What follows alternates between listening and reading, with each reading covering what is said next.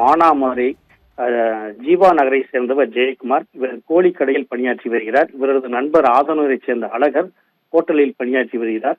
நேற்று இரவு இருவரும் பணி முடிவடைந்து நள்ளிரவின் போது ரயில்வே காலனி சியோன் நகரில் இருவரும் பேசிக் கொண்டிருந்தனர். அப்போது அந்த பகுதியை சேர்ந்த கிருஷ்ணாபுரம் பகுதியை சேர்ந்த இரு இளைஞர்கள் இருசக்கர வாகனத்தில் இவர்களது இருசக்கர வாகனத்தில் வேகமாக மோதியதாக கூறப்படுகிறது. இதில் ஜெயக்குமாரின் இருசக்கர வாகனம் சேதமடைந்துள்ளது. இதனை அடுத்து இது சம்பந்தமாக கேட்டபோது அந்த மோதிய இரு இளைஞர்களும் நாளை காலை தங்களது இருசக்கர வாகனத்தை சரி செய்து கொடுப்பதாகவும் செலவு தொகையை ஏற்றுக்கொள்வதாகவும் கூறினர்.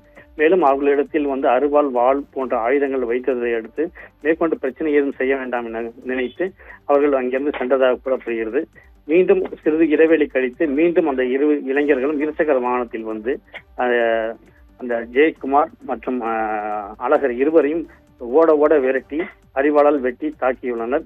இதில் ஜெயக்குமாருக்கு தலை, கை, கால்களில் காயம் ஏற்பட்டது. அழகருக்கு தலையில் மட்டும் காயம் ஏற்பட்டது. இந்த சம்பவம் அப்பகுதி மக்களிடையே பெரும் பரபரப்பை ஏற்படுத்தியுள்ளது. தகவல் அறிந்து வந்த மானாமதுரை காவல்துறையினர் 108 ஆம்புலன்ஸுக்கு தகவல் கொடுத்து உடனடியாக இருவரையும் மீட்டு சிவகங்கை அரசு மருத்துவக் கல்லூரி மருத்துவமனையில் அனுமதிக்கப்பட்டுள்ளனர். இதுல ஜெயக்குமாருக்கு சுமார் 18 தையல்கள் போடப்பட்டுள்ளது. அழகருக்கு சுமார் 3 தையல்கள் போடப்பட்டுள்ளது. கடந்த 3ஆம் தேதி மானாமதுரை அருகே இடைக்காட்டூர் மேலத்தெருவில் இதுபோல ஓட ஓட 9 பேர் கொண்ட இளைஞர்கள் இருவரை தாக்கியதில் படுகாயமடைந்தனர். இது தொடர்பான சிசிடிவி காட்சி நேற்று வெளியாகி பரபரப்பை ஏற்படுத்தியது.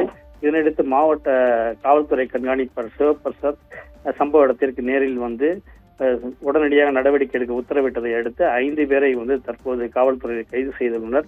அந்த சம்பவம் மறைவதற்குள், அதாவது நேற்று தான் அந்த சம்பவம் நடந்து முடிஞ்சது. காவல்துறை உரிய நடவடிக்கை எடுப்பதாக கூறி மாவட்ட காவல்துறை கண்காணிப்பாளர் அறிக்கை கொடுத்திருந்தாரு. இதனைத் தொடர்ந்து இன்று அவர் 5 மணி போல கொடுத்த ஒரு 6 ஹவர்ஸ்ல 6 மணி நேரத்திலேயே இது போன்ற ஒரு வெட்டு சம்பவம் மானாமதுரை நகரிலேயே நடந்தது. பெரும் பரபரப்பை ஏற்படுத்தியுள்ளது.